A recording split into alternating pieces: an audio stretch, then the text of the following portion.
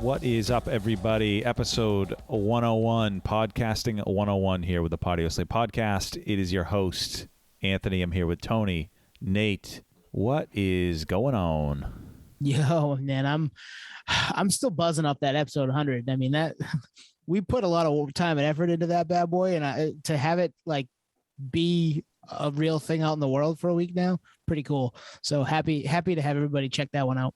Yeah, no, that's true. I feel that same elation. It's like graduating high school. You're like, oh man, I fucking made it. Like I'm free. Can I go back though? I'd like to go back. I know. At the same time, you want to go back to your, no responsibility roots of episode. Yeah, not high school per se, but right, no responsibility. Episode one was no responsibility. Listenership was so low it didn't matter. Now it's like, oh fuck, we have to make the bar now. Damn. Right.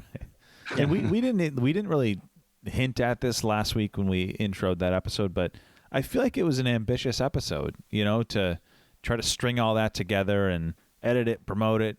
Are people willing to come back? Mm-hmm. All that fun stuff. But I'm glad it worked out. People liked the episode, so here we are. Yeah, and people did want to come back, and we were able to string it together and edit it and promote it. So pretty cool. It was ambitious. I loved the idea when Twan, you pitched it. We didn't mention it last week, but you pitched the idea. It's like, this is a great call. And then it just kind of morphed into, wouldn't this be cool if it was our 100th episode? And then we had 12 people that had answers for us, which was really cool. So really, really stoked that that's out there. So thanks for everybody for checking that out. Let's jump into what we're doing tonight, boys. So yeah, we're at episode 101. Over the last 101 episodes, we've done 2 mailbag episodes, I think. Mm-hmm. Yeah. Where we threw it out to, the listeners, friends, whatever, to ask us questions, and we would answer them on the right on the podcast. This is a little spin on that. This is I don't know what we're gonna call it. Host mailbag. We're gonna, as we say, turn the camera inward and ask each other questions. Yeah, exactly. Turn the camera inward, as always, are typical for us. Like, not really give a whole lot of hints on what those questions are. So there's a lot of spotlights on you, bro. You ready? No pressure. Yeah, no pressure. In the moment, what are you thinking right now? Yeah, right fucking now. It's how we sprung the down home cooking question for a few of the guests. Yeah. So nerds at the bar, like we always talk. This is what we're doing. Nate is actually in a bar at the moment. You can't see him, but we can. So he's in the pub, and we're gonna nerd out like we always do. Here it is. Who's got the first question?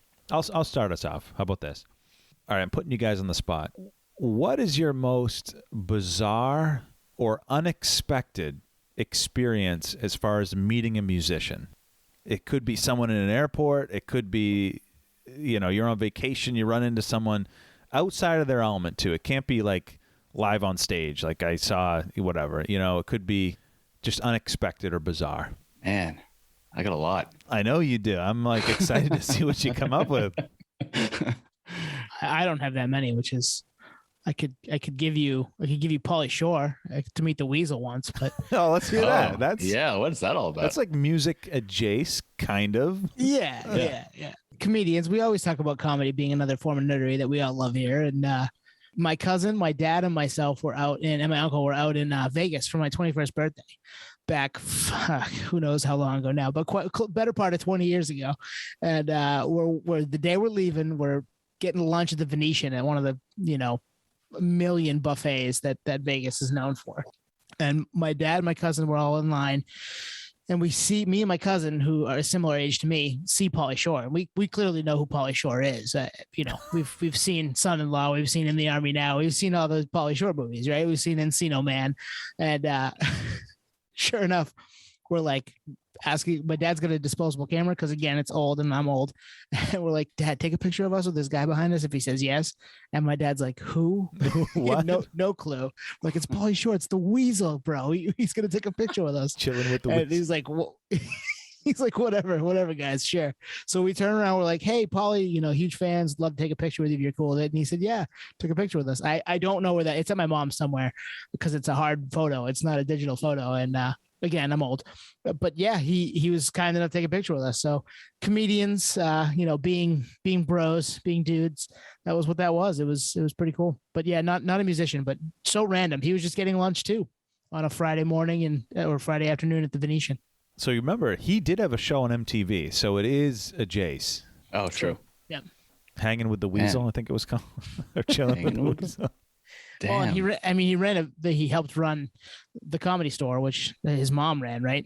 Yep. Ever out Yep. in LA. So Mhm. definitely adjacent as far as performances go and stuff that we love. So No, yeah, the comedy and music thing is very much so in the same paragraph. And it's so weird that you brought up that, because the first one that came to my mind is similar, where I was going to see this this comedian, and I was going to see Jim Brewer. This is in Florida in Tampa Bay with my ex-girlfriend, and waiting in line. I'm like, oh, stoked to see Jim Brewer. He's a huge Metallica fan. So that's where the music adjacent thing is. He's a big metalhead. And we go somewhere locally down the street. This is in Ybor City in Tampa, to grab like a dinner before the comedy show. And I see this guy that looks familiar, and I say, oh.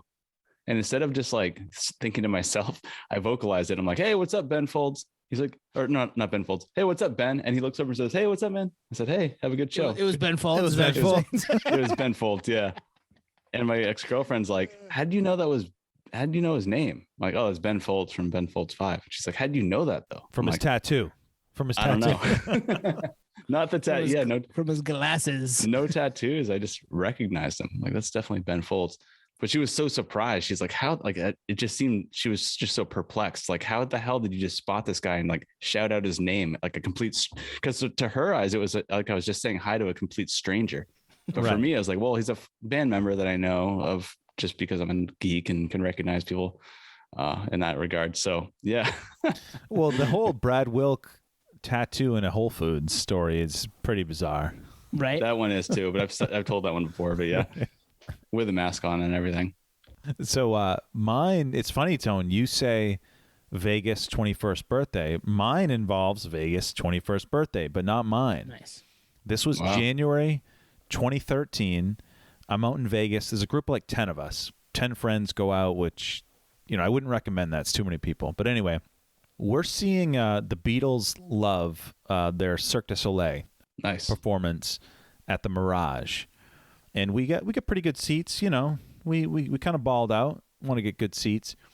Show's over, lights go on, crowd stands up, and right in front of me, I'm not talking like a couple rows down, I'm not talking across the amphitheater, right in front of me, this guy stands up, and I'm like, I think that's this person.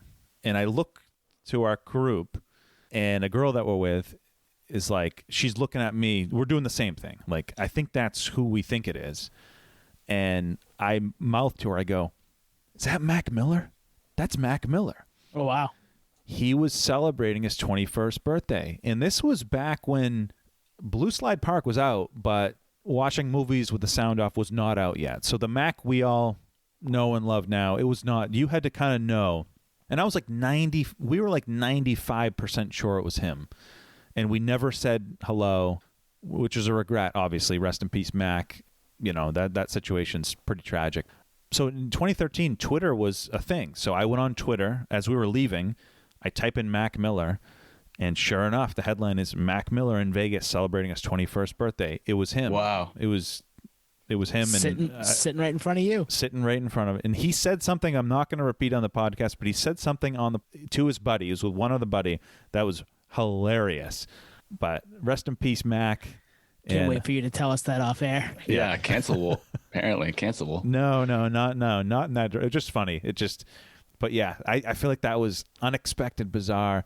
And in Vegas, you never know. Like, I remember. Oh, that's Vegas. Yeah. We ran into Richard Sherman. We ran into Dennis Rodman.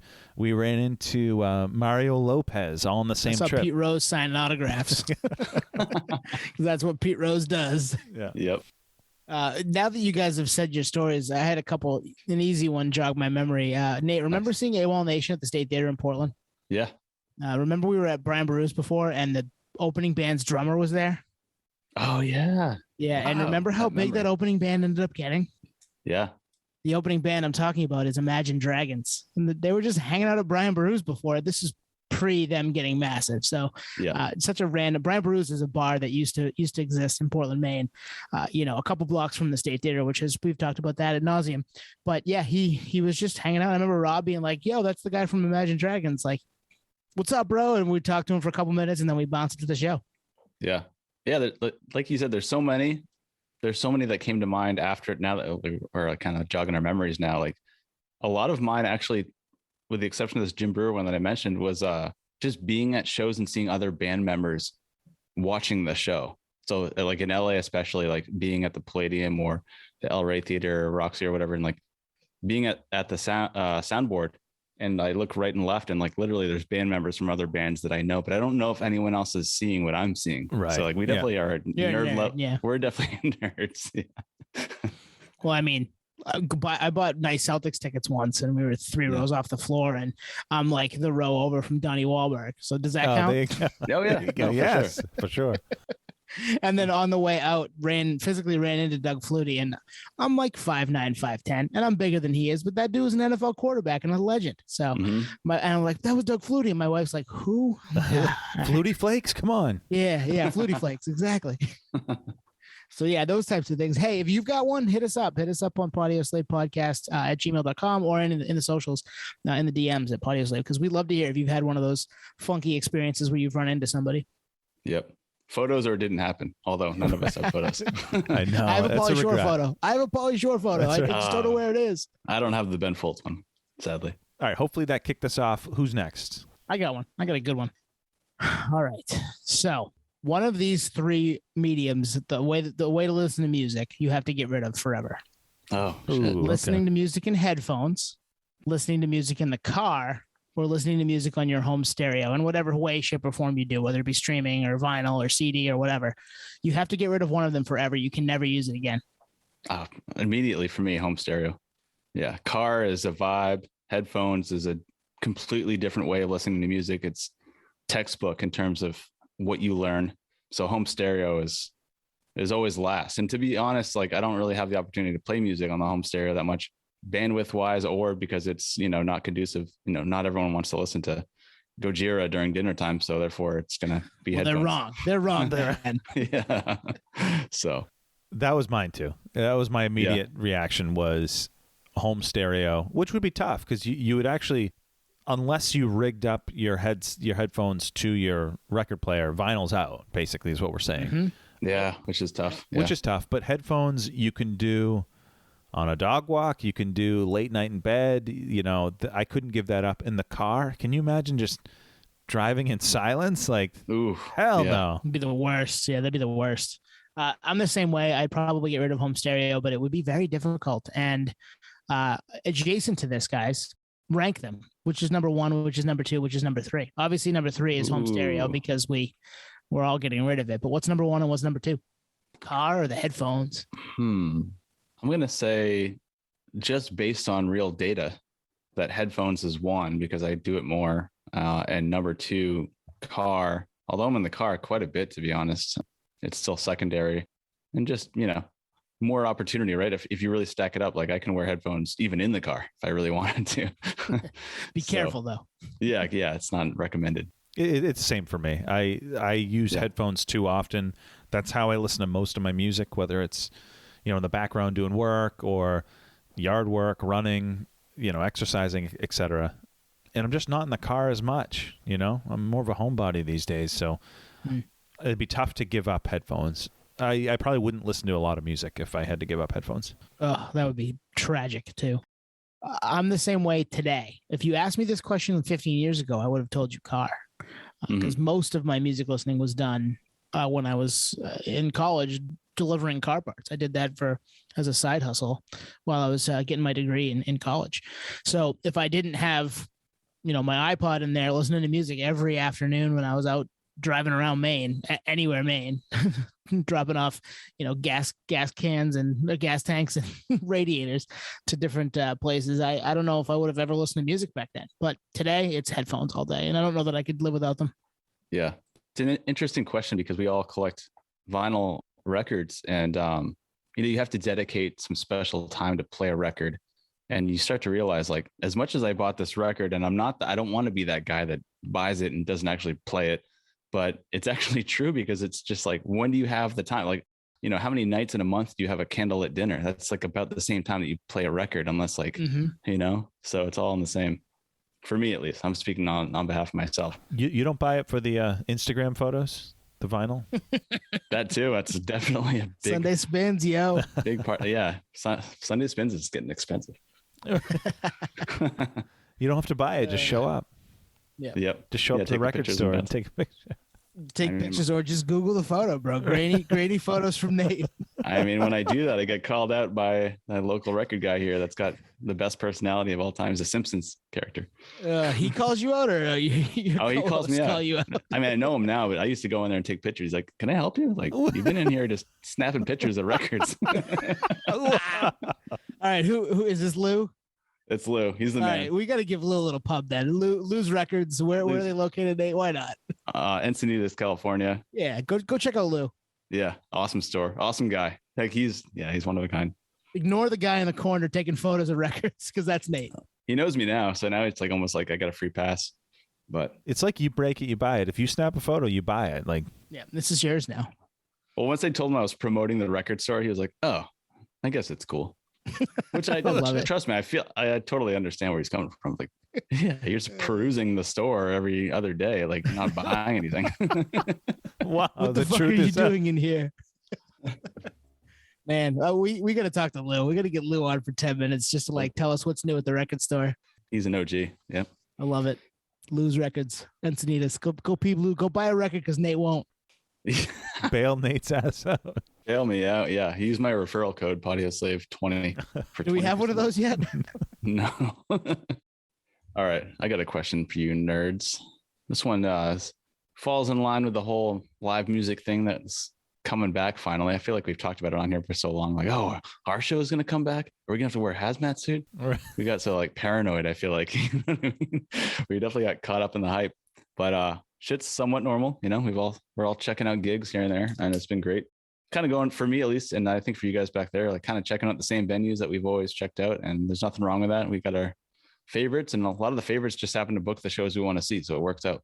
But out of state, at least, maybe there's a venue that you've always wanted to check out and you've never got to check out. Is there one that comes to mind that I guess it's almost like a bucket list thing? Like, is there a venue that's like that one, that holy venue I've never been to? I've read about it, I've seen photos, and I've never been there. What's that venue? Got it. I've got 3 Oh, nice. that come to mind. One in particular, one that takes the cake, and it's Red Rocks. I've never been to Red Rocks. That's mine too. Mm-hmm. Yep. It just looks gorgeous. Yep. I bet it's amazing. The natural, formation of the rocks and the stage, and all the records, the concerts they get there too are stuff that's always up my alley. And yeah, Red Rocks would be it for me. Nate, you've been to Red Rocks, right? Yeah, I've been there a bunch. My wife's family used to live in Colorado, so we'd go to Red Rocks. So I've seen a few gigs there. It is special. I mean, anything if you're like a music fan, like you already love nature because you're already kind of like, secretly a hippie. So like the venue is naturally formed. So the acoustics are amazing and the backdrop is phenomenal. And they get great bands. It's such a legendary venue at this point that I've heard rumors that the shows sell out it doesn't matter who it is. It sells out, day of, or the day it goes on sale, which is crazy. So basically they get a guaranteed sellout or almost sellout for anything they book. So for the artist, it's a great guarantee. This was my pick. This is I just have visions of like the sun setting and the band playing and the natural landscape. And one thing you do hear is about how good the acoustics are. So Nate, you just confirmed that the acoustics are just killer. Oh yeah. I mean, I would put it up against like a really good auditorium that's like engineered specifically for sound vibration to work in the most perfect way. It's been designed to the blueprint to work mathematically. This venue is natural, but I would assume that it was still designed in a way that worked similar to an indoor auditorium in that regard. But yeah, the acoustics are amazing. It actually sounds like you're in a lot of ways listening to headphones because it's just so clear. Well, from the band's perspective, it's probably the closest thing to being inside, but being outside. Yeah. It probably has a intimate vibe, I guess is what I'm trying to say. Mm-hmm. My other ones would be the Gorge and then Madison Square Garden. Nice. Do you have another 2, Twan? Another 2? You're really putting me on the spot here. Yeah. I don't know the name of it, but it came up when we were chatting with Jason Tate out in Portland, Oregon. The venue where the floor bounces or something. What was that? The Crystal Ballroom, I believe. Yeah, I mean, I just have like visions of this being a trampoline park, but a band's playing. Yeah. Oh man, that'd be cool. Let's open one of those. That sounds dangerous. Insurance would be fucking through the roof. Yeah, you just print a little thing on the ticket saying you get hurt, it's your fault. Right, it's on you. I would say that just to experience it. I don't know. I'd really have to think about it and dig. So I'll leave it at those two. That's a good one though. I like that. Yeah. Yeah. For me, Tone, and kind of riffing off what you said, the Gorge is my number one. I can't believe like every year that goes by, I'm like, I'm going to go this year. And then another year goes by and I'm going to go this year. You're on the West Coast too. You got to go, man.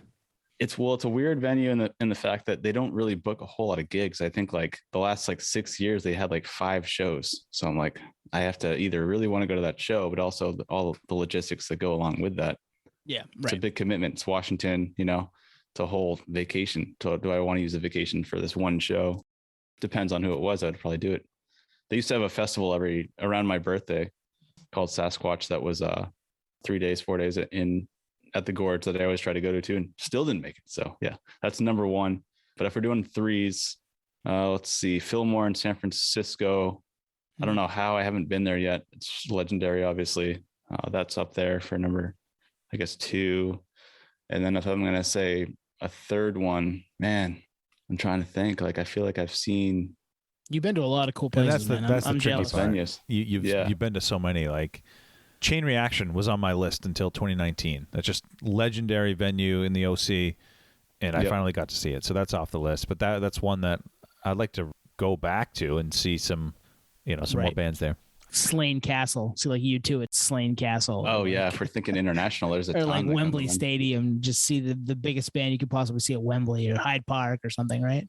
Yeah, I know. It's that's the cool thing about venues is like there's such a geek aspect to like the big stuff and then the little stuff, and a lot of it's based on the history. So like I went to CBGB's when I lived in New York City, before I lived in New York City, and by the time I lived there, it had closed down, so I never actually saw a gig there. So I guess that would be my third, even though I didn't have an opportunity. I did have an opportunity, I just didn't capitalize on that. Mm-hmm. Yep, that's one that I did get to go to, which I'd love to relive. Nice, and just soak it in. And just really soak it in. I saw the Hold Steady upstairs, and then I saw Sense by Man, Revelation Band downstairs, same night. That was in college, right? At that CMJ. That's right. Yeah, we talked about it. Episode 50 something, I think. Yeah, back when we interviewed you. Oh yeah. We occasionally turn the camera inwards. We never turn it at me, fortunately, but not yet. Not yet. We will for sure. Haven't gotten a hook there. Yeah. All right, who's up? I think it's back to me. All right, so this is one, and we don't have to mention band names. We're not here to put bands on blast. This is just in general terms. The question is, how many, we'll call it bad releases. How many bad releases in a row from a band does it take for you to kind of move on and just be like, you know what, I'm out. And if you want to name bands, that's on you. You can, but I'm not going to. I'm not going to name it because we might get them on. Right. Right. Because there's always the good stuff. Even if you have one good album out of 10, like there's that, if that one album's a front to back, then I mean, it matters, right? Or even if it's half good. I'm going to say 2 albums consecutively is not a good sign. We talk about bands being in a lot of ways, especially now in 2022 as a product. So if you've put 2 products out to market that are not even failures in terms of revenue for the label and for the band, but just as a listenership, like, yikes, like you guys you left the farm on this one. Like this one doesn't make sense. So I guess I'll come back 2 years later. Let me qualify by saying when I say move on, means you won't check out like the next new album. They might have a legacy kick-ass album that you're still going to come back to, but as far as like net new stuff, that's kind of the angle. Yeah. So after 2 albums consecutively, I think I'm like, I mean, I guess I'll always revert to the stuff before those 2 albums that for me personally bombed, Yep. I think I agree with Nate. The only caveat I would have here is that sometimes you your tastes change, and maybe they're still at the top of their game in the genre they're in, or the what they do as far as a band goes, because that's definitely happened to me where I've just fallen off as a fan because it's not for me anymore, but I still love the old stuff because I grew up with it versus what they're putting out today is not necessarily.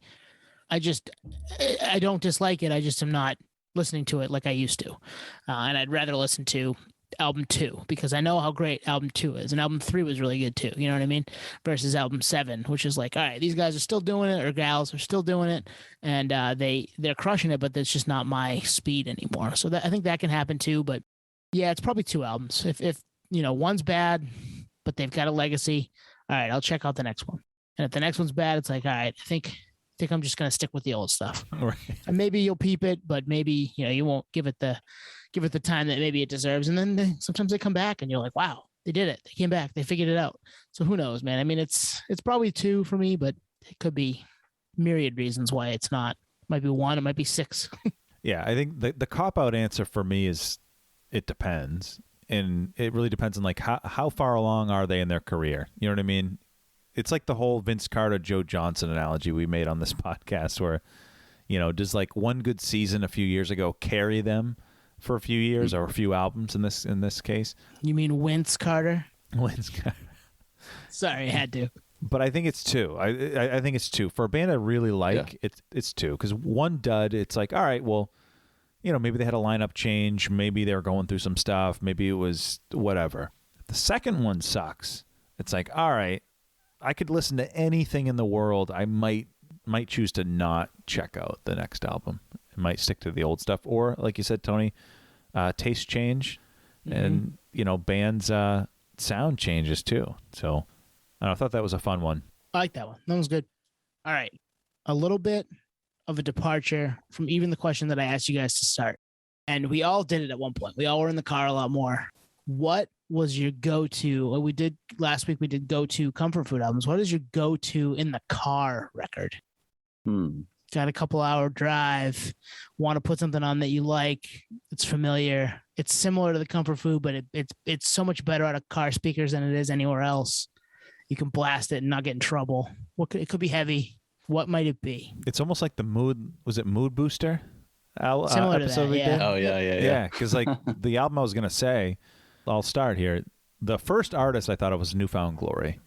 When I think of Newfound Glory, like we said in that episode, always put out their albums in the summer, or at least they did for years. It's always typically sound-wise. I mean, lyrics, it's, not always positive, but sound-wise, it's more on the positive side. It's upbeat. They mix in some gang vocals and breakdowns and stuff with Chad in there, and that's my initial answer, is Newfound Glory, maybe Sticks and Stones, or great pick. Even the new one, the Infinity one. Yeah. This is a really interesting question. I mean, so I think I put Kings of Leon for like road trips and whatnot, and just adventures to the mountains and desert and whatnot. And so that's very much so true. But for car, if we're talking in a broad sense, this is like something I take note of personally when I'm driving, because I look at my surroundings and look and kind of see people's reactions, like looking at me like I'm a psycho. I play a lot of metal when I'm driving. Meshuggah is probably the first one that comes to mind. Is just like this band that I really can't play at home. So I'm going to play it in the car. And the music is so intricate that like, it's nice to have a surround sound system. So Meshuggah is so powerful, so to have that while you're driving is, I think all nerds can agree, all 3 of us especially, is like, there's an appreciation, but like also like, this is something that like I want to hear in a surround sound system, which, we were talking about earlier, like play at the home stereo. Well, I don't have that option. So this is my opportunity to have a private concert for 4 or 5 hours and just blast the shit out of some pretty heavy metal music that is, may not look good on the outside when everyone's looking at me like, this guy's insane. He's still driving correctly, but his car is vibrating like you see in, some people, blast hip hop. I'm blasting Meshuggah. Well, Nate, the reason why the home option isn't an option is because you gave it away at 4 questions ago. Yeah, right. It's gone. Yeah, it's good. Yeah, right. So what Meshuggah album would you pick? All of them. In fact, What I was gonna say originally All was of them. Give me one. Give me the best one. well, what I was gonna say originally was Zeppelin, because Zeppelin's also just like such a great like it's such driving music that's timeless. Blowing right through my question and just giving random bands and whatever answer he feels like. What? Give me an album. Give me something to listen to that I've never heard before. I would go right back to, man, I kind of always go back to where it started. So the 2002 album is the one that I got into because they opened for Tool in Augusta. That's actually how I didn't even know who they were then. And then I was like, oh, I'm hooked. One of those weird things where you're like, oh, I actually came for the opening band too. And now I'm a fan. Like, why do I always skip opening bands? I think I changed course at that point. So you talk about nothing with the like the flames-ish color on yeah. Yep. Yeah, I was hooked. Nice. Well, if you went to the I forget the name of the tour, but they opened for System of a Down in Portland at the Civic Center. In what, 2002, supporting this album. Yep. Oh yeah, that's right. Pete was POD on that show too. Yep. And Yeah. Pulse Ultra, I won tickets to that. Yeah. Yep, I was at that one too. Tickets to that show. Twan, you were with me when I won tickets to that, right? At Bull Moose. Probably. Fucking lived Yeah, at that place. You, I think Setla and Ian. I think the four of us were there, and I won the 9th of the 10 tickets that they had. Nice. Off the Face Melter, and he looked at me because we were there the whole time and was like, this guy's been here all day. I'm glad he got one. A real nerd. I didn't have whatever $40 or whatever it cost to go to the show, so I was like, I need to win tickets, guys. I need to win them, and I did. Nice. But I mean, they don't play in the U.S. a lot, so I'm glad I got to see them. Yeah. I like both of your answers. I think I tend to lean towards Nate because I don't listen. I mean, I'll listen to some heavy music on my headphones too, but I like it in the car because you're right. You can kind of melt into it and let it just kind of take over your surroundings. And people at the stoplight are looking at you like, what is this dude doing? But I kind of love that. I kind of love that. So it's kind of like, you don't know, but you should know, but you don't know. You should be in this car because this car is where the party's at right now. Yeah, exactly. So like, the newest Slipknot that came out a couple of years ago, We Are Not Your Kind's a great one for that. Oh, for sure. I love like Enema by Tool. I think is a fun one for that because you can just turn that up really loud and just like the breakdown at Stinkfest, and then now you're off. Like it just becomes this buffet of sounds, and you just like pick and choose the things that you like, especially intricate music like that. So that's I kind of tend to lean towards Nate. I get one more, and it's a group. It's not a band. It's a group that we all love. And the song I'm going to reference has one of the hardest bass lines ever, which you may have to revisit it, but go listen to this song in your car. What's Golden by J5. Oh, yeah. That bass. Yep. Oh my God. If you have like a bumping system, go bump that. And that's great for the car. Yeah, that's a great call. Power in Numbers is the record, right? Power in Numbers. Yep. Another 2002 release. Yeah, we had a pretty good senior year. Yeah. All right, Nate, what do you got? All right, so I'm going to keep it. For me, it's kind of themed based, I guess you'd say. So my other question is, and I was going to say one, but since you're doing three as Tone, I might as well keep it at three at this point and just put Tone. You can do one. Spot. I mean, three is a lot. Yeah. Three is a lot. All right, I'll just circle it back to one. And if you have more, share them. Your favorite venue of all time. So we're getting pretty old here on the podcast. We're in our late 30s, mid 30s, late 30s, whatever. We've been to a lot of venues, seen a lot of shows. What's your number one concert venue of all time? The GOAT. All right, I'll just spitball. I'll do a couple. Oh, so you do have three.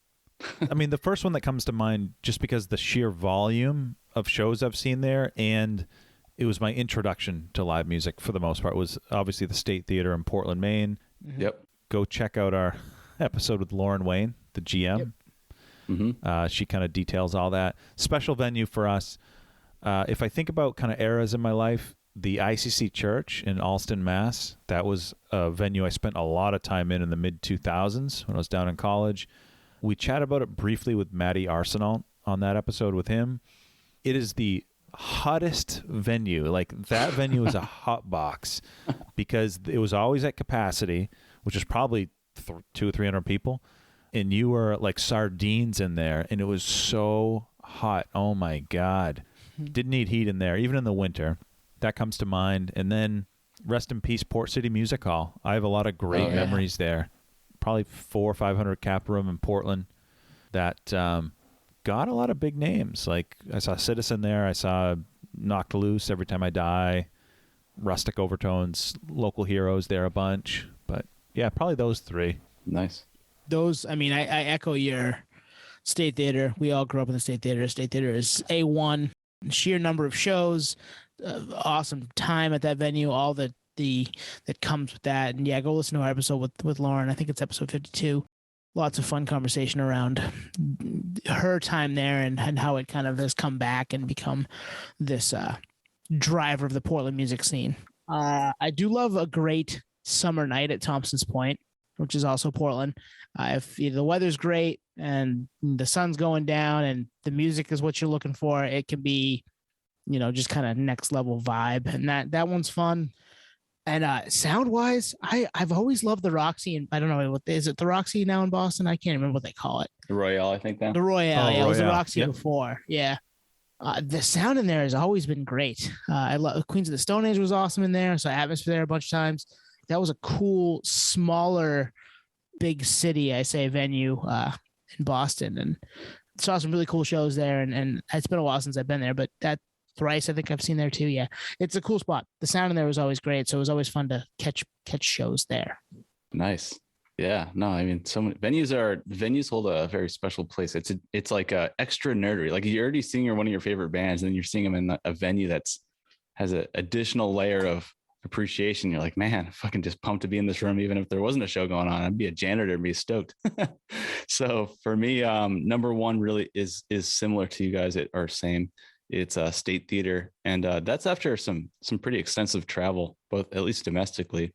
So I used to think, like, do I like the State Theater because it is my favorite venue based on legacy, or is it really my favorite venue in terms of everything you guys are talking about? Sound, vibe, history. Like there's so many bullet points you have to check to be like your favorite venue. And like, living in New York City and Florida and California and traveling domestically, internationally, like it still takes number one. And it's like, it boggles my mind because I feel like I'm being biased, but it's like, no, like it really is the best venue that I've ever been to.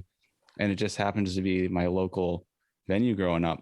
And yeah, I'm sure those memories and shows that we've seen play a big part in that. But like, I see those same shows in different venues and it doesn't translate equally. With that said, my second favorite venue is out here in San Diego. It's the Observatory in North Park, which is basically a State Theater on the West Coast. And I think that's why I love it, because I get a little bit of nostalgia, like seeing gigs there. It literally looks the same on the inside, or at least pretty close. I think the capacity is pretty much close as well. Definitely an older theater, so it has that old vibe to it in terms of architecture and whatnot. So that's number 1 and 2. And then 3, as much as I love the smaller venues, my third is Hollywood Bowl. Great venue, definitely very much so legendary. It's been around forever. Just a cool vibe. Like they get everything, and you can get tickets for dirt cheap, or you can get super expensive tickets in the front. Probably the most interesting part of the venue is, well, A, it's outside, but B, it's the only venue I've ever been to that allows you to bring in food and alcohol. So you can just bring in your own shit and you can just like have your own little party and you don't have to pay for anything. So Nice. I thought that's nice. I always thought that was really cool. It's like a NASCAR event. You just bring your own booze. Mm-hmm. Yep. Yeah, exactly. I have 2 honorable mentions. One is the Sinclair in the, I think it's Cambridge or Boston area. Ooh, I've never been there. Yeah, it's a small venue, but they have 3 bars, and you can watch it from the balcony. There's like a second level ish. And then Chain Reaction. We already mentioned that in the OC. That was a cool venue. And a lot of that's just the history of like, it's the anticipation of finally getting there after, 20 years of wanting to get there. And it was just a cool venue. I soaked it all in. There's T-shirts of like all the bands that have played there on the walls over the years. Like, nice. It was cool just to like walk around and soak it in. Nice. Which is also a giant fire hazard too, but we're not going to. Don't call the marshal. All right, we have one big one that we want to end with. The last couple of weeks, there's been a music scene disruption, music business disruption that Twan called way back on episode 95, I believe, in our most anticipated of 2022. He thought there'd be an uprising of some sort. It sort of happened, between when we're recording this and when you're going to hear it. It might have changed a little bit, but the Neil Young Spotify and then other artists leaving the platform. I know Joni Mitchell was one, and there may be more since then, but big name artists pulling their music off of the biggest streaming service because of whatever reason, whether it be political views or money not being given to artists or whatever reason. What do we do to fix this is the question. Like, what is the answer for this to get better so that we don't have stuff like this happen? Or maybe we do and we abolish it altogether. There's so many different angles here. I think, all right, from the perspective of like the consumer, me, I'm a monthly Spotify subscriber. I actually get a Hulu Spotify combo for $9.99 a month. It's the best bargain on the fucking planet. I mean, how can you top that? Oh, I love it. Yeah, I mean, you'd spend that on one CD. So I guess from that perspective, I know I'm getting a deal, and I consume. It's a buffet. I consume as much as I want. But what I also do, knowing that artists aren't getting really much of any of that, depending on the deal that they have with their label and what deal the label has with the DSP, I supplement that by buying merch. I buy t-shirts. Like I just in the mail today, I got that 18 Visions cover album, the cover record that they did with, half of it's metal and hardcore covers, half of it's Nirvana and Alice in Chains covers, and it came with a t-shirt. So like I'm doing that too, and I'll stream the hell out of it. So I think from a consumer perspective, that may be a solution, knowing that we can't necessarily influence what the artist is getting paid there. We can kind of do our part if we want them to stick around. Now, if you don't want the artists to stick around, you can't be pissed when they stop making music. So that's kind of where I'm at from that perspective. I like that. Yeah, I thought about this pretty deeply. In fact, this could be a full episode, right? Because it's so totally A, topical, but B, just so it's evolving in real time, Drink, that there's just so many things that come to mind. So for me, it was 3 things. It's a 3-part for me. I'm gonna keep it. I just drank. Sorry. Ooh, nice. No, good. Keep drinking. Hard times. Keep drinking. So my first bullet point is this. It's when you look at motion picture, right?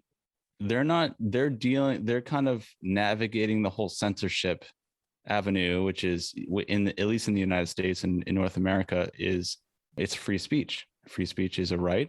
It's great. We all love it. When you go to the movies, there's a rating system. There's G all the way to rated R. And you have that system. It helps people know what you're getting into. And maybe even, at least if you're a parent, know that your children are going to be exposed to certain content that may not be favorable to you personally, and maybe don't even want your kids to experience, at least at that time in their age, might influence their decisions and or train of thought. So my first initial thought was, how do we do this? Is this something we could have a Spotify rating system? Is it a Spotify rated G, Spotify rated R, and you have limitations based on that? Could potentially be in play. Not saying it's recommended, but definitely something that could diversify the listenership in terms of age group, because now everyone has a phone. I mean, kids have phones at age 7 now, and a smartphone is basically access to the world's database of information. So that's one take on it. Can I react to that real quick? Yeah, no, totally. I like that. It's like whenever you pop on Instagram or Facebook or any of the social media platforms and you see this video like has a little flag saying, not necessarily sure if this has been fact checked, just take it with a grain of salt. Yeah.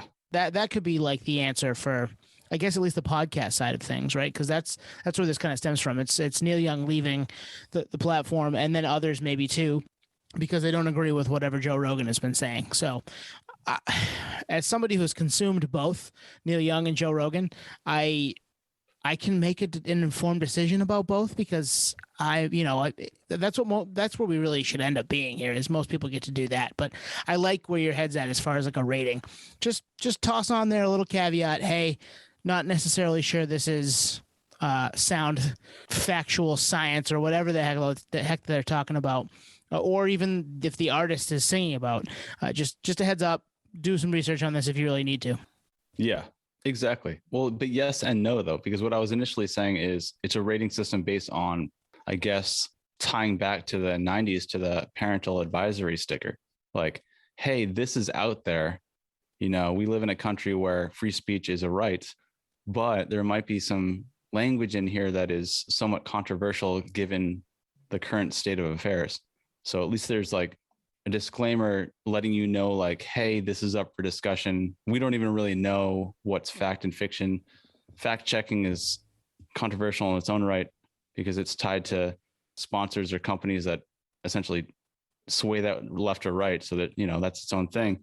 So what you're saying was my second point, which is a Wikipedia type model where you're listening to said conversation on Spotify, and Neil Young wants it pulled because he doesn't agree with it as an individual.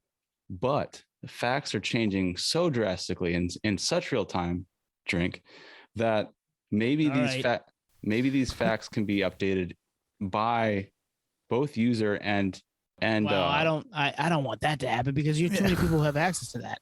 I know, but Wikipedia is known to be somewhat accurate at this time. Right now, but that's Wikipedia. You need Spotify to be okay with that, and that's not going to happen. There's money involved. There's a lot of policing there. I mean, I couldn't go into the Joe Rogan Wikipedia and update it and have it stay for any period of time. Somebody is on top of that. Right. Yeah. You could do it to a small level Wikipedia, but not a big one. And if in Spotify's case, are they going to pay somebody to do that? Hell no, man. They want backroom deals and low cost for them all day because they've built their platform on what was once music, but is now pivoting towards speech of some sort, whether it be podcasts or, we're one of them, podcasts that uses their platform to put our stuff out. So, no, I was going to say that's why this conversation is kind of high contention, right? We're on the platform we're talking about. The only reason I bring up Wikipedia is because it's being driven by the community and being basically verified or at least published to remain published based on citing, right? You're citing almost like you're writing a report, and you have to cite all your references to make sure that it's as legitimate as it can possibly be in that moment. And it could be changed 20 minutes later based on facts that come out at that time. Yeah, but the only issue is there whose facts, and I'm putting that in quotation marks because everybody's facts are different. And that's a problem.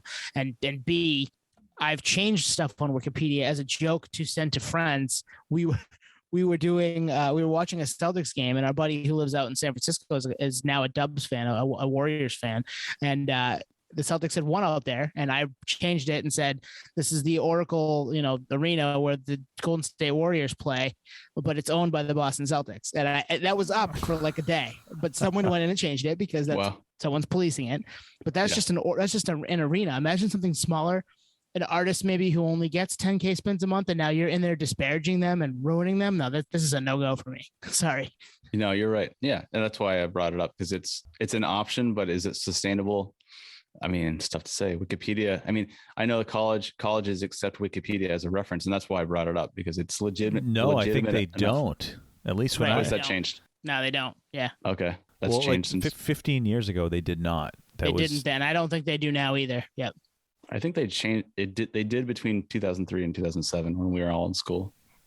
Well, neither here nor there as far as what we're talking about. Wikipedia is not sustainable. This isn't the answer. So what else do you have?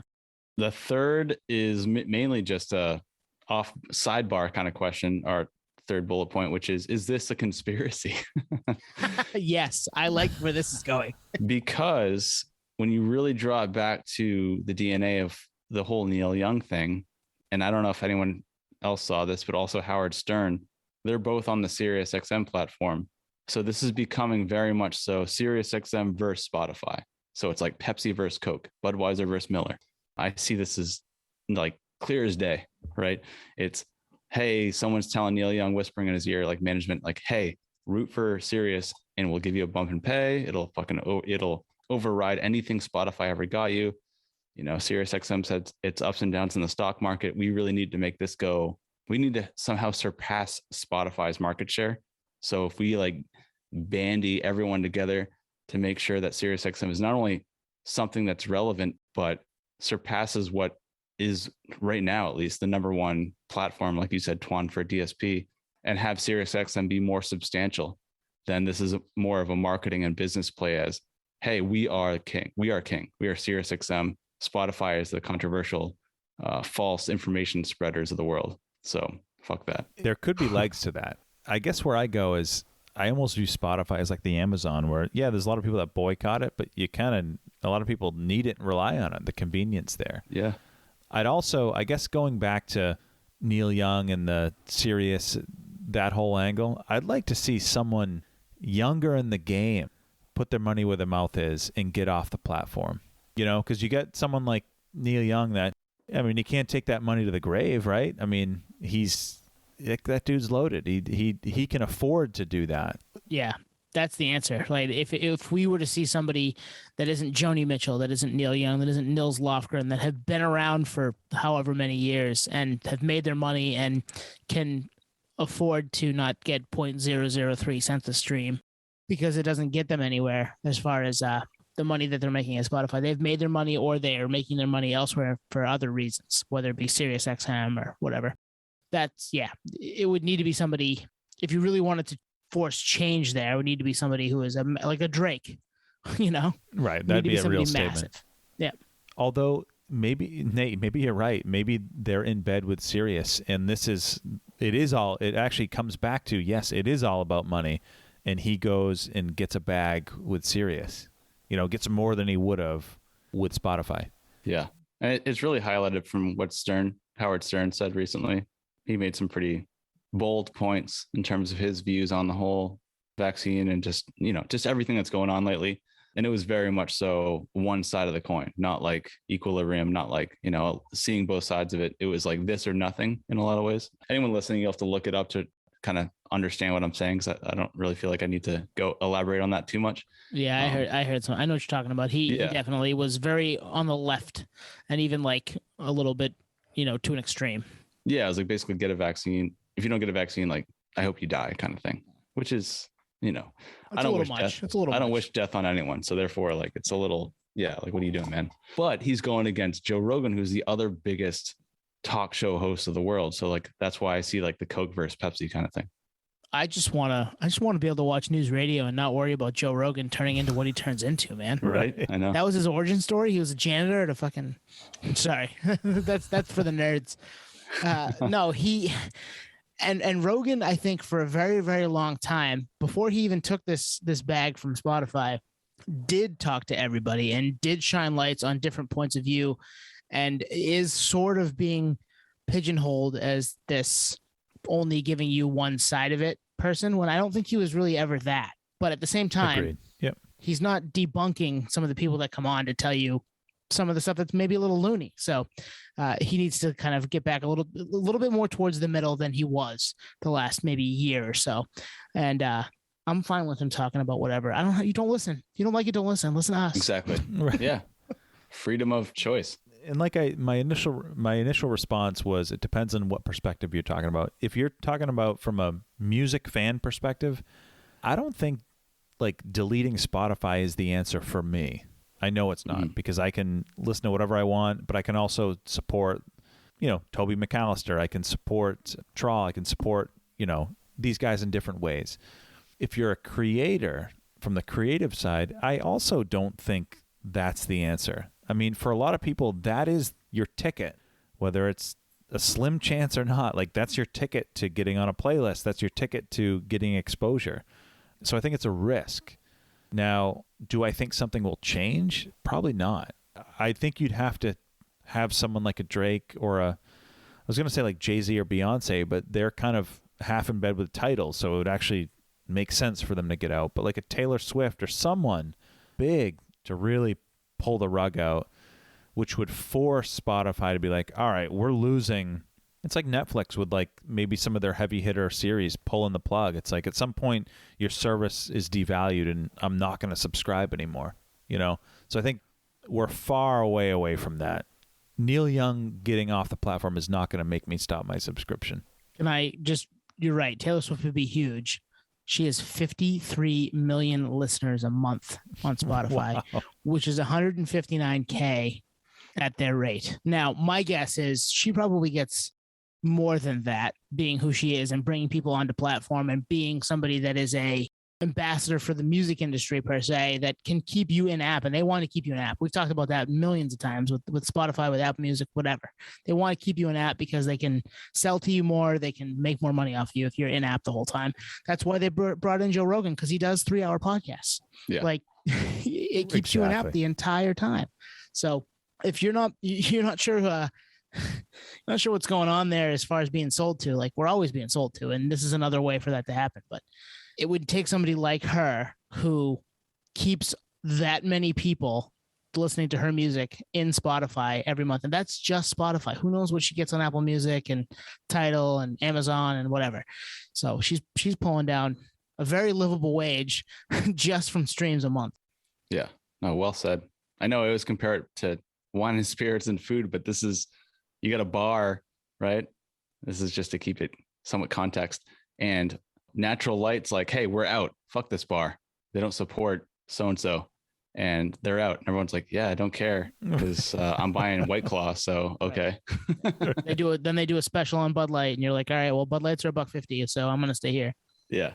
But you get a few, you get maybe 10 of those and you're left with MGD and you're left with Milwaukee's Best and maybe a local brewery, then you might rethink it. But it wouldn't happen, and we're far from that. Yeah, and I don't think it's going to. And I think there's something to Nate's point of the conspiracy theory. There's something to the situation where this is bringing attention to the platforms just to get people on them more and talking about them. The thing that I like to come back to, especially as smaller people who create a little bit ourselves, is someone like us or someone like, as you said, Toby McAllister, he put something up, buy CDs, buy merch, help them out that way. And don't be mad at them for leaving their music on Spotify because that's the way that they can make money. Otherwise, they can't make money doing what they love. And if you're asking them to take themselves down from the biggest DSP out there, that's not fair to them just because of a political take. Like, take a deep breath, step back, look at who they are, let them make their money because if you like them for what they do. Great point. Yeah, it's all about distribution. Like Amazon, same thing. Controversy around Amazon is substantial. If you Google Amazon worker environment and alone, let alone anything else you can Google on Amazon in terms of what it's like behind the scenes, like it's not always pretty. There's actually some good stuff too, but it just happens to be the biggest distributor with the exception of Alibaba internationally. So take it or leave it. Like if you're an independent creator or supplier or manufacturer, like they just happen to have it dialed because they were the only ones to step up and actually do it. Before Amazon, there wasn't anything. It was messy. It was like, a month lead time to get something shipped from Australia to the States. So it's not on the creator. So yeah, to your point, it's leave very the much creator out of it. Right. Yeah. Right. Well, it's the last thing I'll say. It's the whole Walmart argument. Yeah, your margins go down, but you sell more because you're in front of more eyeballs. Yep. So it's that all over again. I don't know what the answer is, but I personally don't think, especially for local guys or whatever. Yeah, you need that megaphone. You need Spotify. Yep. For better or for worse. We weren't paid to say this. We're on Spotify, but we're just speaking candidly. Yeah, we make no money. Spotify has given us $0 to Negative say anything. dollars. And we'd say the same thing if it was Apple Music and they were, the place that our platform was on. And I don't want any of them in the political game. Just like, give me my content. Let me pick the music I want to listen to and, give the money to the bands that I love and the artists that I love and go see them on tour and that stuff. And then allow me to put my podcast out talking about all that stuff because we love that stuff. Yeah. No, I've seen Neil Young a ton live. He's actually, to be honest, he's one of my favorite artists. He's actually foundational to what I appreciate in music is Neil Young. So this is a very interesting that he was the one to step up out of all people. Do I buy much from him? Not really. So I can see where. But you have. No, but that I want to add that's another dynamic too. Like, what am I buying Neil Young merch? Definitely not. Am I seeing him live? Yes. Does he tour much? No. So where is his money coming from? Well, it's actually streaming. So if he's bouncing, then that's why I'm like conspiracy. Sirius XM's writing a check right now. Maybe. Possibly. Yeah. But yeah, we'll try to keep that as apolitical as possible because there is politics in play there, and we're not talking vaccines, we're not talking how we feel about that stuff. I mean, this is a music podcast, and what we're worried about is the little guy. What we're worried about is us. What we're worried about is a place where we're able to do what we do and listen to what we love, and we don't want necessarily that to go, but we want to be able to support the bands and artists that we love too. Man, that was fun. We I think we got through like 7 questions and we're at like an hour. Well done, guys. We're professional at this point. Yeah, I know we got it dialed. I mean, that could be another episode, and maybe we'll do that. Maybe shit will hit the fan that so much that enough people delete Spotify that they have to rethink things, and then we revisit it. So And if that happens in the next 2 weeks before this episode actually drops, don't be mad at us for being behind. Yeah. As they say, this is a developing story. We're just reacting as it comes. I'm going to say real time just for the drink factor. Yeah, I just did. We're good. Oh, perfect. Well, it's twice now. It's a drink twice. But yeah, no, good. Well said. This is a developing story. I think we'll revisit this likely in the fall of this year and see where how it plans out. But if it's someone like Taylor Swift does jump on board, then yeah, the tides She's not jumping on board. I just told you how much money she's making a month just from streams on that platform. There's no I know. way. Yeah, but if Sirius XM is offering $1 billion contract, Yeah, that's a different. that could story. shift. Yeah, That could that's shift. a different story.